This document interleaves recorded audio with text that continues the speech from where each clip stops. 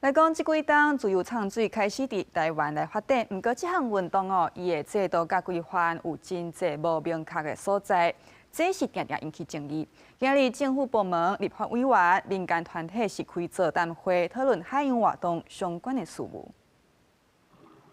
台湾有真侪种海洋的活动，包含唱水味、骑桨、雏鹰等等。不过，真侪民众咧做水上活动的时，常常拄到渔船，也是上海岸的船。人甲船相拄的时，要安怎避免相爱相落？敢有明确的规范？一寡无确定的所在，也拖出真侪争议。如果说这个重叠是不可以避免的。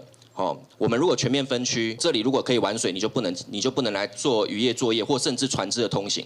那事实上这样子只会造成台湾海域空间利用更大的限制跟麻烦。可能有一些人船避碰的问题，然后也有一些缺乏统一一些管理的问题跟制度上的问题，会停在我们好像想要去带动热度，可是却实际上有一些混乱的基础。民间团体表示，目前亲像小型的动力船甲动力铺具，拢要被建立人甲船避免相爱相弄的关照。 这其中，亲像船员的瞭望责任、航行距离、甲速限等等，拢无明确规范。另外，亲像自由畅水味，若出现风险，政府要安怎辅导业者合法经营？原来国家甲保险业者赔偿的义务范围又搁算到底，这拢是经营自由畅水味业者拄到的难题。